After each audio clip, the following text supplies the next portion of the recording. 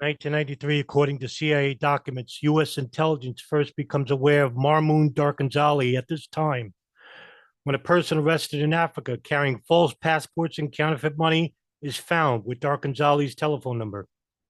Darkanzali is a Syrian businessman residing in Germany.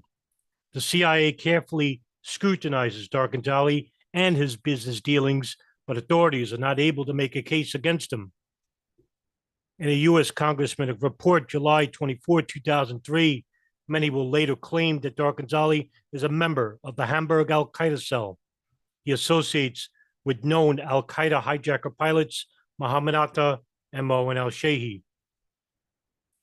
A Saudi company called the Twaik Group deposits more than $250,000 in bank accounts controlled by Marmoun Darkanzali.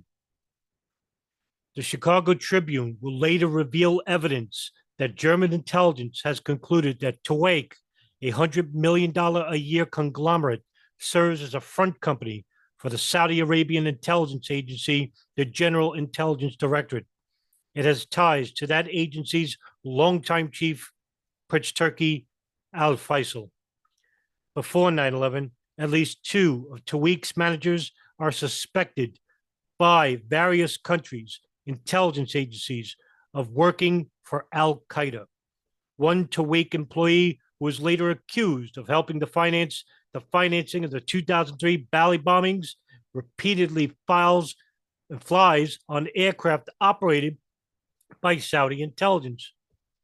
In roughly the same time period, hundreds of thousands of additional dollars are deposited into Darkanzali's accounts from a variety of suspected entities, including a Swiss bank owned by Middle Eastern interests with links to terrorism and a radical Berlin imam. Darkanzali is later accused not just of financially helping the Hamburg 9/11 hijackers, but also of helping to choose them for Al Qaeda. Meanwhile, Turkish intelligence informs Germany's domestic intelligence agencies, the BFE, that Mohammed Haydar Zammar is a radical militant who has been traveling to trouble spots around the world and is known to commiserate with Marmoun Darkanzali. He has already made more than 40 journeys to places like Bosnia and Chechnya, Turkey, and Afghanistan. Turkey explains that Zammar is running a dubious travel agency in Hamburg, Germany, organizing flights for radical militants to Afghanistan. As a result, by early 1997, German intelligence will launch Operation Earthsight, an investigation of Islamic militants in Hamburg area. The Germans will use a full range of intelligence techniques, including wiretaps and informants. According to a Vanity Fair article in November of 2004, Zammar was a teenager in Syria. He became friends with Marmoun Darkanzali, and the two of them joined the Muslim Brotherhood, which was a radical Muslim group banned in Egypt. In 1991, Zammar trained and fought in Afghanistan with the forces of the warlord Gulbuddin Hekmatyar and the Hizb-e-Islami party.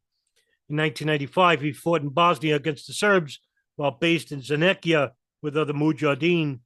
German intelligence apparently is familiar with at least some of Zammar's background because the New York Times will later report that Zammar had been identified in the late 1980s by German authorities as a militant who frequented mosques in Hamburg and elsewhere. Operation Earthsight will run at least 3 years and connect Zammar to many of the 9/11 plotters. By 1997, records indicate that would-be Ramzi bin al-Shibh, would-be hijacker Ramzi bin al-Shibh, lives at the same Hamburg, Germany address as a Moroccan named Mohammed Daki during this time. Daki will be arrested in April of 2003 and admits to knowing Ramzi bin al-Shibh, Darkanzali, and Zammar. In April of 1999, Daki obtains a visa to travel to the United States, but it isn't known if he goes there. It is generally assumed by the press that the Hamburg cell kept themselves separate from other al-Qaeda cells in Europe. Meanwhile, Marmoun Darkanzali and Mohammed Haydar Zammar groom many of the pilot hijackers in Hamburg, Germany, even living with them at some time at their address, 54 Marienstraße. In late 1999, the CIA tries to recruit Darkanzali and Zammar, and it's alleged that Signals Intelligence have been monitoring Zammar's telephone calls. Whether they joined the CIA or not is not definitive. Darkanzali will later claim that he turned down the CIA. The same would be known from Mohammed Haydar Zammar,